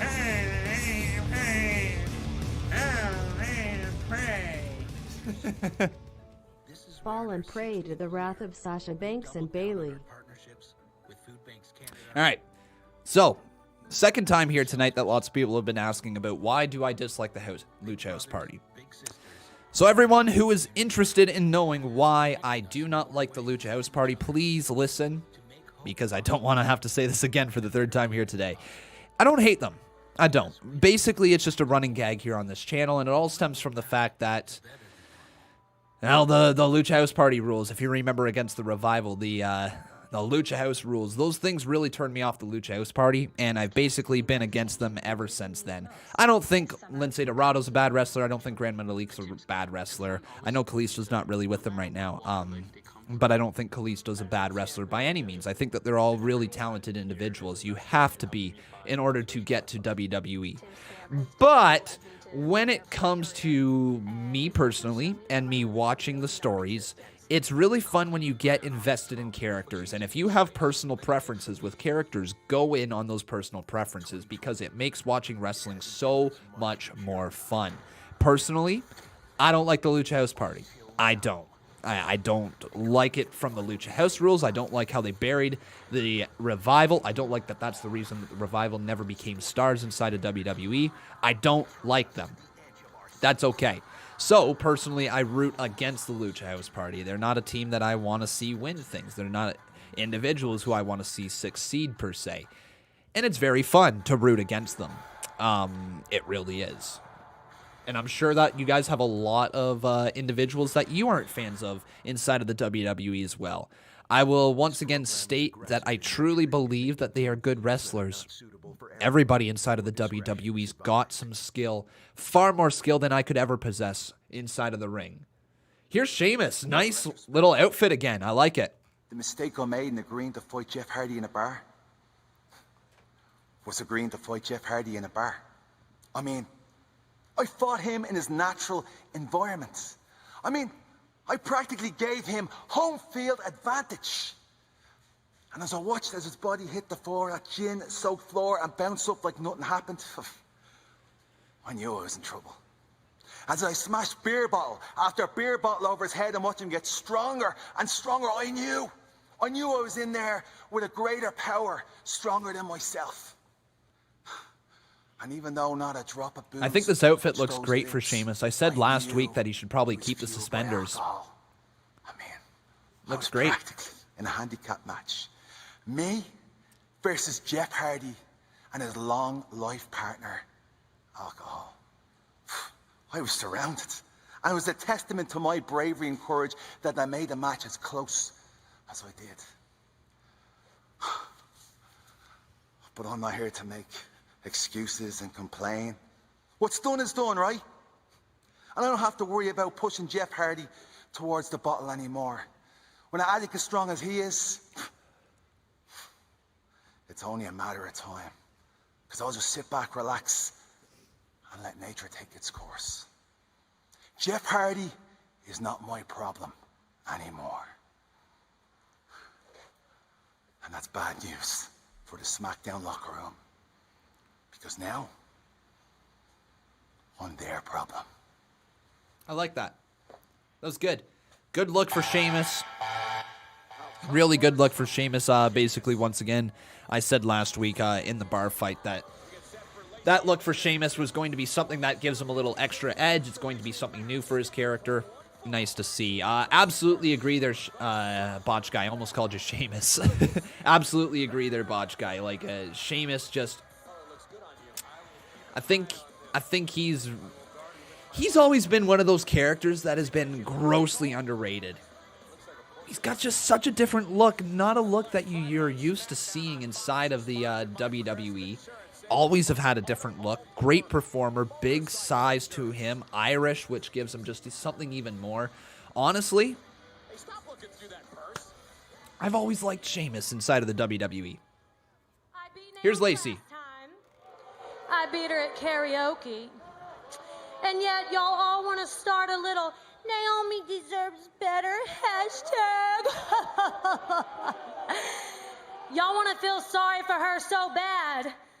I'll make you nasty things really feel sorry for her tonight. Uh-oh. Lacey Evans ready for a fight tonight. So this has been the build-up to this match here on SmackDown. Don't know if this match was happening tonight if it weren't for the hashtag with Naomi. Naomi deserves better. They've really spun it into a storyline. And once again, I say this all the time with WWE. I think WWE has some of the best reactive booking in the world. Their ability to turn any real-life heat that somebody has and spin it into a storyline the following week or 2 weeks from there is really, really, really impressive. However, WWE's preactive booking, what I mean by that is booking ahead of time, creating stories, creating the ability to get you invested, is not good. WWE, once again, is really good at reactive booking. So when Naomi got that hashtag going, all of a sudden WWE is like, okay, well, let's give Naomi every single story that we possibly can and feature her on TV. Cool. But what else is the story? Is it just because fans wanted to see Naomi that we're all of a sudden seeing Naomi? What is the story? Like, keep filling that story, and it shouldn't be just based off of what the fans react to, because what that means is Naomi is caught in a storyline right now where if the fan reactions just stop, or not even stop, if the hashtag stops being used, if this match isn't well received, that's the end of the push. There is no character development. It's just the fans wanted to see Naomi, so here we go. The fans get to see Naomi. Cool. Let's do something with it. Let's book this into something else. Your reactive storyline, you've got this. You've got people's attention. You've got the hashtag give Naomi a chance going on. You've turned it into this feud with Lacey Evans, who I think has been a nice little first stepping stone of a feud for Naomi to get to the next step. But we got to write a story to get her there. It can't just be, the fans want to see Naomi, so here's Naomi. No, write a story. Make her compelling so that the fans who aren't interested in seeing Naomi become interested in seeing Naomi. And again, WWE is so good at creating storylines off of reactive booking. But being proactive with their booking, that is where WWE has been failing throughout the pandemic. Not just even with this Naomi storyline, but throughout the entire pandemic and throughout the past few years. Really, really, really good reactive booking. It doesn't matter what story it is. If there is a negative reaction that comes out of something or a positive reaction that comes out of something, WWE 9 times out of 10 knocks it out of the park because that reaction is there at their fingertips. Think of Kofi Mania. If WWE was trying to write that storyline, Kofi Mania would never, ever have existed. Right? I know it might have been the Ali spot, but would that storyline have had as much momentum behind it if the fans weren't chanting Kofi Mania? Right? It wouldn't. There wouldn't be as much momentum behind it, and then it wouldn't turn into such a top-tier feud of Kofi Kingston versus Daniel Bryan for the title. Reactive booking, WWE once again is so good at. Proactive, not so much. Oh, no! Botch! Oh, that could have been so cool. That could have been so cool. Naomi just had a massive botch. Oh, botch guy, you better go record that. That was bad. Exactly. Basically make us want to invest in Naomi. You got the hook already, okay? Like, if you think of writing wrestling characters as fishing, and I know this is going to be a very weird comparison, but if you think of writing wrestling characters and getting them over as fishing, well, sometimes what you got to do is you have your character, you get the bait, right? And you're like, okay, we're going to send you out for a match. Oh my God, roll up, count of 2, Naomi wins. There you go. Throw the line in the water, and as soon as it hits the water, that's the match, right? Well, now, it's just going to go downhill. It's just going to keep sinking. It's going to keep sinking. It's going to keep sinking until you start reeling. Well, that reel right there is the push. The wrestler itself is just going to keep sinking unless you do anything to that character. They're just going to keep going down, down, down, down, down until you start pushing them. Well, what the reactive booking basically is like, there's a fish that hit. The fish hit your line and you're having to reel and you have no time to think about it. And you're reeling and you're just reeling, you're just reeling, you're just reeling, you're just reeling. But the moment you let that pressure off of the hook, you lose. You lose the push. You lose the fans' investment. You lose all of that. You got to keep reeling. You got to keep pushing that character if you're doing reactive booking. If you're doing preactive booking, well, then you're playing with the line a little bit. You're teasing fans. You're letting that momentum build up. And then eventually that fish finally bites, and you're like, boom, there we go. Fish hooked, line and sinker, all the way in. That push is successful. They become a champion. Here's Otis and Mandy, by the way. Oh, yeah, we're gonna have... What about dessert? Of course. Well, I wanted to surprise you with a little peach sundae. Oh. Covered in whipped cream. Oh. Drizzled in a little chocolate syrup. Oh, yeah. Oh, yeah. Maybe with a little cherry on top. Oh, yes! Okay. Why don't you go get ready? I'm gonna go finish getting ready, and let's meet back here, okay? All right, 10-4. 10-4. Who's behind? Oh, there's Sonya. Okay, Sonya. What is next with Sonya? Okay, everybody. This is compelling. This is so compelling. honestly, man, when we were talking about storylines, that is proactive booking. This right here, this Otis storyline is proactive booking. There was not fan reactions out the window for Otis. Like, yeah, sure, they had some fun stuff with him going, oh yeah, and obviously Vince liked that, but the proactive booking with Otis is that they basically just got him over. They found ways to get Mr. Money in the Bank on him, feature him in the romantic storyline with Mandy Rose, and they slowly got Otis over to the point that, you know, now he's Mr. Money in the Bank. That one right there was not reactive booking, which I think is one of the few examples WWE has of an original storyline that nobody saw coming, that was totally outside of the box. That was definitely one of those. All right, so first up, Matthew Grantland dropping a 5-bomb in here. Thank you very much. He says, who do you think will win at SummerSlam? Which match?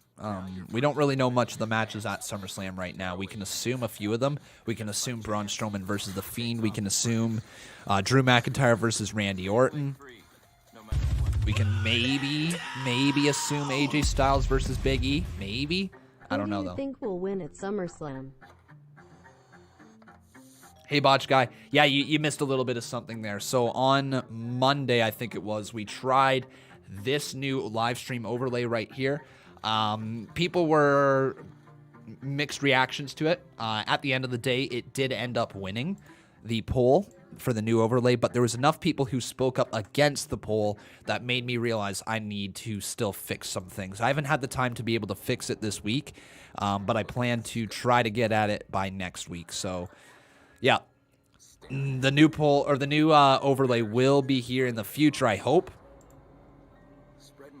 So yeah, enough people spoke up against it, and it's easy enough for me to continue to work on. So I will do that, and I will continue to introduce it to people until we get pretty much a resounding yes. You have a new overlay. I just learned how to make an overlay. You have a new overlay, and you just learned how to make a new overlay. Well, man, it's relatively simple to do. All you got to do is figure out how to do Photoshop. And once you can do that, and once you figure out all of the little things inside of OBS, it's very, or at least it's relatively simple to create an overlay. Relatively. Themes that are not suitable for everyone. Viewer discretion is advised. Jason Barker, thank you, my man, for your $1 donation. But with that, we've got ourselves a new boss. Thanks, Lil Willie. You're the new boss. Uh-oh. Sonya behind Mandy. Sonya just... Oh, there's a glitch right there. Hang on. I was really not going to fall through. I promise you. Oh, my God. Okay, that's so... Oh, my God. Sonya just drawing with lipstick on the face of Mandy. What, Mandy? What's wrong? You're afraid to be ugly? You're afraid to not be the best anymore? Oh, my God. Didn't think I was going to make you ugly, did you? Oh! What, Mandy? What do you have left now? There was another glitch. I don't know if that's the hacker glitch, though, guys. Oh, no. Oh, no. Sonya. Stop. Oh! Oh, my God. What is Sonya about to do? She's got scissors. Not the... Oh, God. She's about to cut her hair. About to cut literally the hair of Mandy Rose off. Oh my God, no, no, no, cutting the hair of Mandy Rose. You are gonna look so... No, oh my God, Mandy Rose. Oh I can't wait to show her hair is getting cut. Oh my God, Sonya Deville is actually legitimately cutting the hair. You ruined my life. I told you I was gonna ruin yours. But you didn't believe me? You didn't believe me? Still cutting it. Oh, what a kick to the face.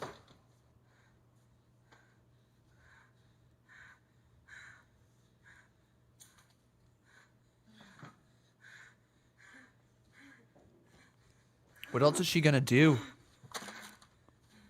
Is there a razor there? Is she gonna find like an electric razor and actually shave the head? Can I do to Mandy Rose?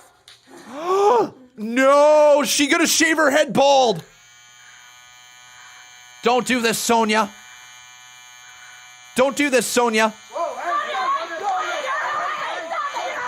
Pointing the razor at the referees. Is this going to lead to a hair versus hair match? Get out of here. Let's go. Get out. Collecting the hair of Mandy. Sonya, go. I got what I wanted. Let's go. Get out of here. Come on. Let's go. Come on. Get out of here. Let's get some help back here. Hey, we need to get help. Go get me a medic. Go get me a medic. Holy crap.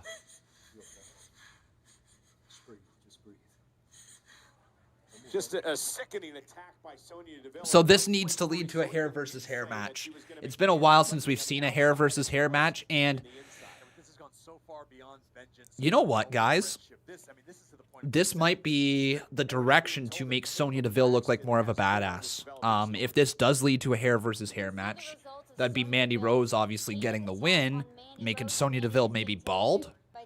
Maybe she could look like a badass. Fortunately, Mandy is conscious. Kayla, this is an outrage. I cannot believe something like this would happen in WWE. I mean, where are the adults in the room? Mandy's hair is like her best thing, and now she looks like a soccer What? mom. Minivan Mandy. Rest assured, we will... Don't cut it short. Sorry, this is a hairy situation. Luckily, the WWE officials were there to shave the day. They're gonna have a hell of a time combing through the wreckage. I'd be wigging out too. The internet's gonna be buzzing about that clip. Oh, back to you, Corey and Cole. That's not funny. Get out of here. Get out of here. Miz Morrison versus Otis and Tucky, probably in the future. Whoa, it's main event time? Bayley versus Nikki coming up next, everybody. All right. Retro Demand says, I'm guessing you won't be doing Lucha Underground this weekend. Yeah, no, I don't see myself doing Lucha Underground this weekend. I will not be getting back here until like 10:30 p.m. on Sunday night, so I don't see that happening. Hey, Playboy Card. Oh my goodness, sorry, I apologize. Playboy Brian, how you doing, my friend? Welcome to the live stream. If you wish to donate to this channel, you can use the Super Chat feature, which is available right below your spot where you type on your phone or on your computer. Just look for the little dollar symbol, click on that, and you can use a Super Chat donation right through there. Thank you, my friend. So the glitches, really quickly. I don't know if the glitches were a part of the hacker storyline, guys.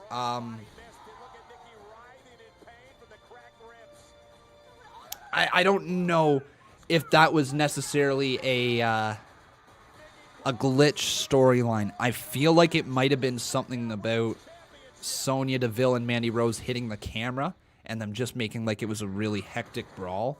I feel like that's the case. But tonight, I think Alexa Bliss turns heel.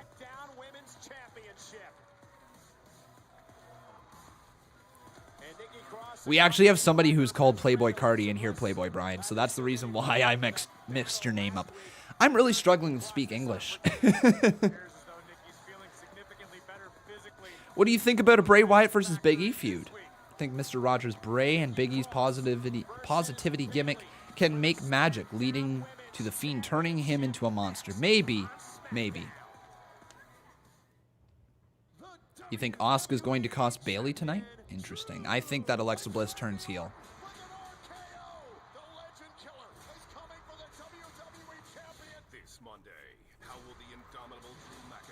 Why did they stop doing WWE Backstage? I believe that was because the ratings were not high enough to warrant an extra slot on television.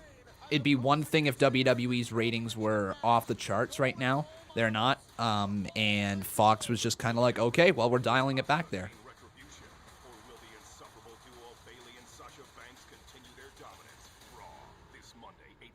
What if it was WWE's way of telling us that the hacker is here tonight? Maybe we'll see some dirt dug up regarding Nikki and Alexa, maybe. It's wishful thinking. It's wishful thinking. I don't think that was part of the hacker's gimmick. Just because the hacker's glitches in the past were a little bit more like manufactured, that just looked like a camera cutting out sort of idea. I guess. Jason Barker, my man, thank you for reminding me. We've got ourselves $3 in here from the Barkman. He says, do you think Mandy signed off on this? Yes. Mandy 100% signed off on this. You have to remember, everything that happens inside of WWE, the performers sign off on, right? Every single thing. Now, the performers may not necessarily enjoy the fact that they have to sign off on some things or like feel like they have to sign off on some things for their career, right?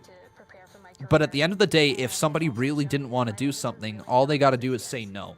Sure, they might lose their push. Sure, they might not be featured on TV. But at the end of the day, every single thing that happens on TV is 150% okayed and approved by the wrestlers because they go out there and they do it. If they chose not to do it, yeah, they might not get put on TV, but that's like for any acting job. You know, if you choose not to do the scene that they want you to do, well, they're going to go out and hire somebody else to do the scene that they want you to do. So Mandy Rose absolutely signed off on her hair getting cut there. Absolutely. Well, thank you guys for tuning in. I hope you guys are enjoying the show here tonight. What do you guys have planned for this weekend? Anything fun? Anything that you're really looking forward to? Call or click to order today and receive a 30-day risk-free trial and $100 off.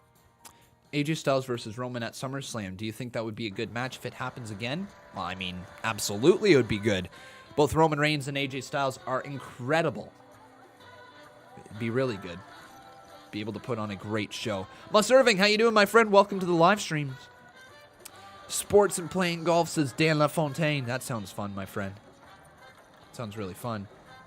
Sonny Mac Edwards says, I'm working out. Dude, get those lifts in. Get those gains. Cape Cod Beach and a drink. Dude, that sounds fun. Enjoy your beach. This program is aggressive in nature. It may contain themes that are not Got a double header tomorrow. I'm in a baseball tournament all weekend. Awesome, man. Well, best of luck. Best of luck. King Venom, how you doing, my friend? Welcome to the live stream. I see a nice little verification check mark. Good to see a verified user in here. Welcome to the live stream, my friend. King Venom 771. Let's take a look at you. King Venom 771. Welcome to the live stream, my friend.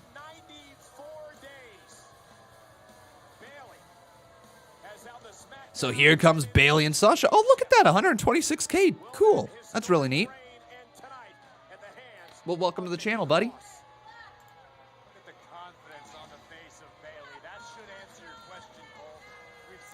You guys ready to see Sasha and Bayley tear down the house? Sasha be looking good.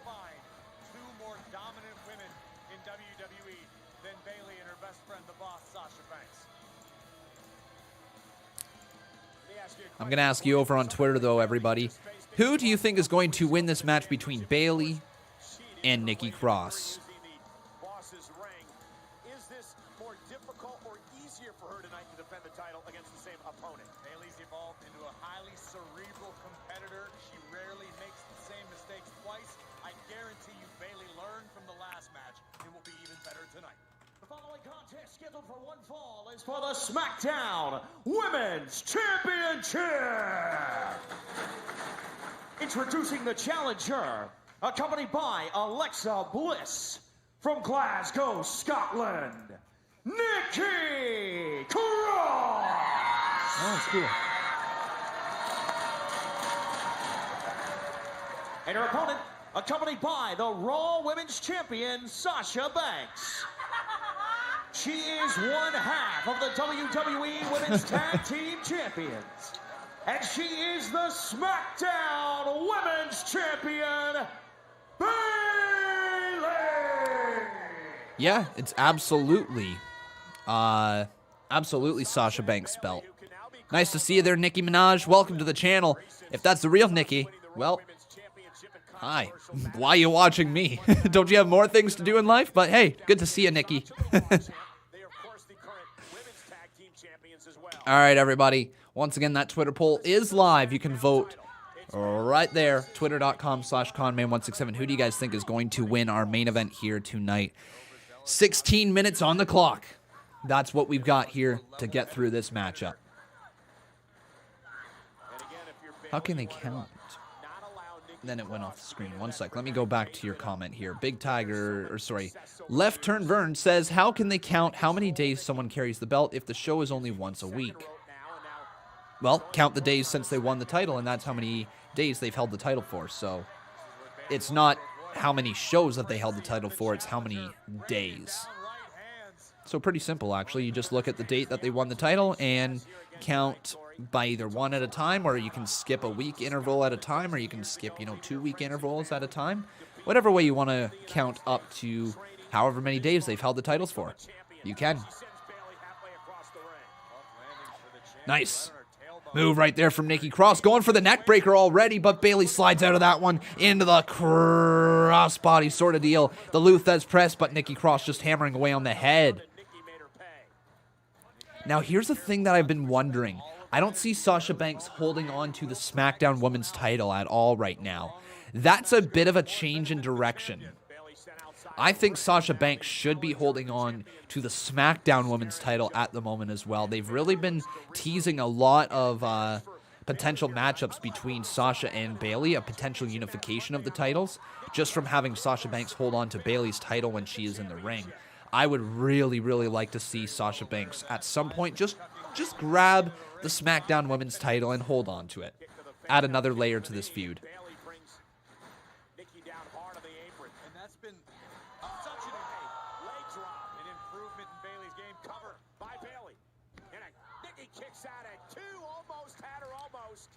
Sounds exactly like a response from a mark that never took a bump.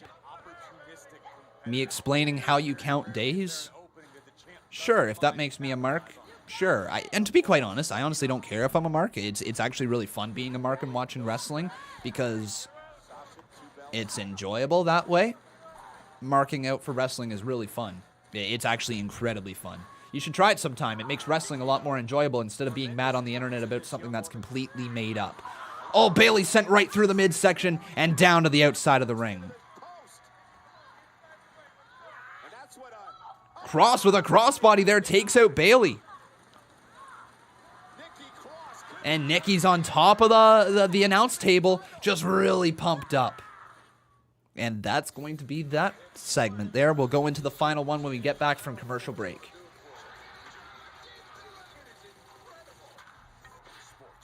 Still have a feeling Alexa Bliss, because she's not down there at ringside with Nikki, I have a feeling Alexa Bliss is going to play a big deal in this match.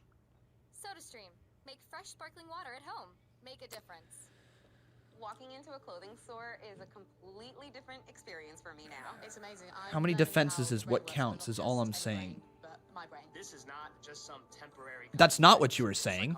No, I will read you exactly what your first comment was that you followed up by saying, I'm a mark for explaining you what your comment was. This is exactly what your first comment was there, Left Turn Vern. How can they count how many days someone carries the belt if the show is only once a week? Simple. You look at the time they won the championship, and you count that many days to where we currently are, and that's how many days they've held on to the title.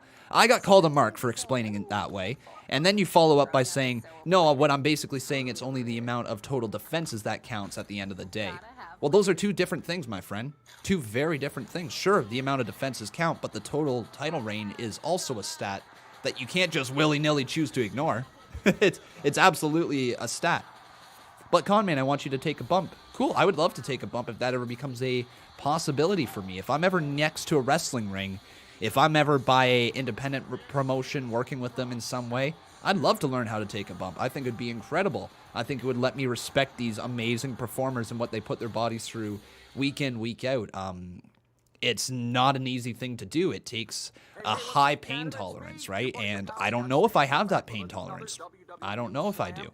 To get ready for the biggest party of the summer when SummerSlam comes your way next month. Would I ever become a wrestler? Once again, I don't know if I have the pain tolerance to be able to do that. They put their bodies through a lot. Like, an incredible amount. Let's face it, I'm a YouTuber. I sit here in a chair talking about wrestling and communicating with a nice community here, right? I'm not a trained wrestler. I don't necessarily put myself in massive risky situations, right? I've never been the biggest daredevil in life, so I don't think I would be necessarily suited well to be a wrestler. You know, it takes a certain individual to be able to be one, and I don't think I'm that individual. Not saying I wouldn't love to try. I would love to learn this sport legitimately. I think it would be really cool to respect the business even more.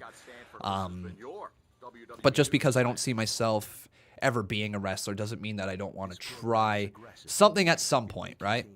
I think it would be really, really cool to try out just feeling what it takes to take a bump. Feeling what it really takes out of you when your back hits that plywood with a tiny bit of cushion. I bet you it hurts like a mofo. Bet you it hurts so bad.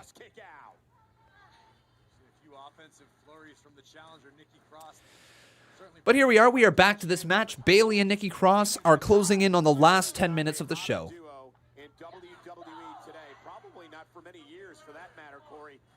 There's Alexa Bliss. Sorry, I think I misspoke earlier saying Alexa Bliss wasn't down at ringside with her. Either she came out during the commercial break or I completely missed her at the start.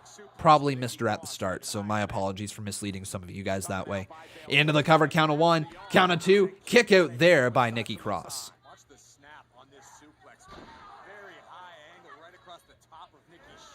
Con, that's not the real Nicki Minaj. Thank you for pointing out the obvious there, TJ Young. Appreciate you. I completely missed her at the start. Well, then, there you go. That's what it was. She was out there the whole time. Look at Conman. Conman right there. I have a bit of Irish in me, but I'm not directly Irish. There's some Irish in my family tree. I know that. Happy birthday, Elijah. Hopefully you have a great one, my friend. Ooh, Nikki, those starting to fire back. Another cross shot there to Bayley. And I just remembered this, everybody, as we are closing in on the final bit of the show here. That tonight after my live stream, if you guys are interested, Botch Guy has a massive live stream going on. Very close to closing in on 100 members, so it's a big live stream for his channel here tonight. So guys, after my live stream here, if you guys are interested in going and checking out the Botch Guy, make sure you check out his channel, spelt exactly like you think it is, The Botch Guy. Go check him out, everybody. He'll be live shortly after I'm done. So if you would like to check that out, make sure you join tonight. It could be a big stream. I won't be there, unfortunately. I do have a 3.5-hour drive ahead of me, but best of luck to Botch Guy on all of his streaming stuff tonight.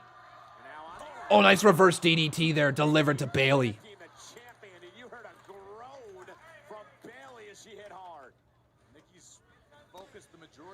Unbroken says, one thing that pisses me off about the wrestling industry is their foam. I don't know about the pro, but a lot of the indies use very old foam. There's a lot of great memory foam that could get used. Oh, I see what you're saying. The foam on top of the plywood. They use a lot of old foam, and that if they put down memory foam, it would be a little easier. It could have something to do with, like, walking on it. They maybe need something really, really, really thin so that when they walk on it, they don't sink into the foam at all. Ethan Frenda, thanks for subscribing. Hey, Joso, how you doing? No, I will not be able to be live this Sunday with Lucha Underground. I am up at my cottage this weekend. So there will not be any Lucha Underground this weekend, and I don't want you guys getting it in the mindset that Sundays is Lucha Underground Day, because it's not. Lucha Underground is basically going to be a stream series that we just stream whenever I have the ability to stream it. So it could be on a Tuesday, it could be on a Thursday, it could be on a Sunday, it could be Saturday, it could be anytime. Could be anytime. We just happened to do the first one on a Sunday. Oh, Nikki Cross sweeping the legs out from underneath Bayley and takes her down right there.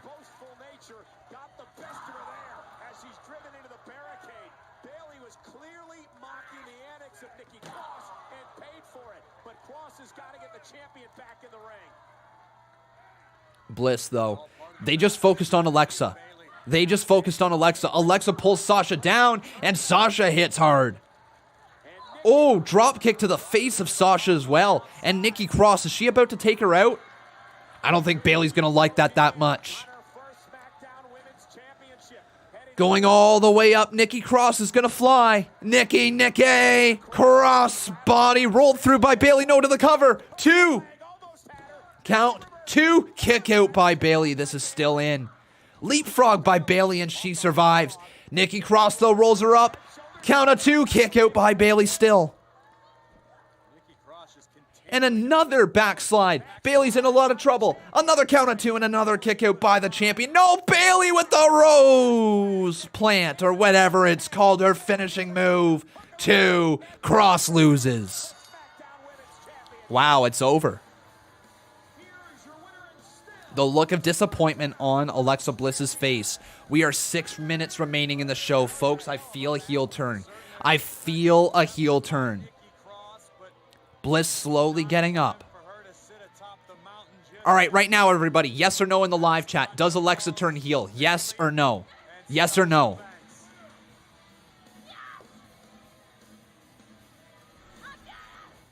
All right, here's the replay.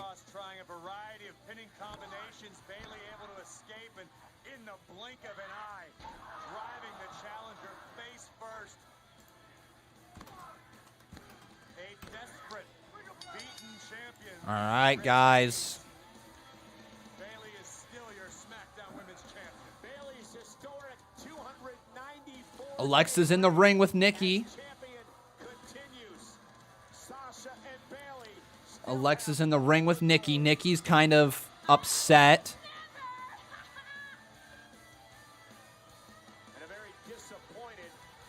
Where is it? Is there who's turning? Is it Nikki or is it Alexa? Are either turning right now? Oh God. Oh God, music's off. We're about to get a turn. Who's turning? No. Nikki's mad. Uh-oh, is it gonna be Nikki?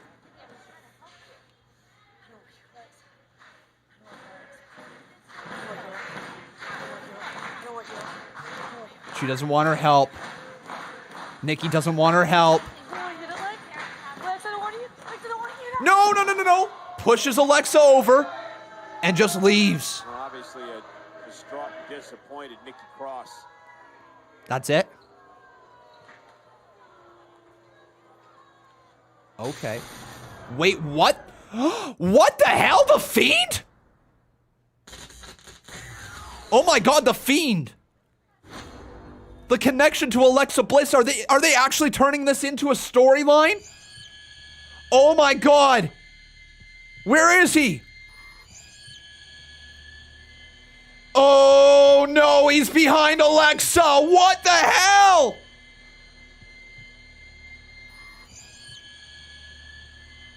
Trying to tempt Braun, maybe? Extending the hand to Alexa. What is about to happen? What? Bray kneeling down.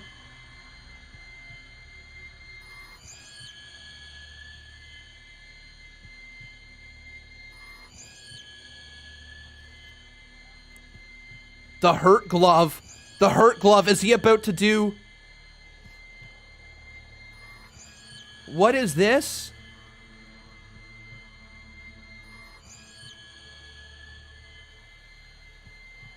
No. No, is he? He's about to put the mandible claw in on Alexa.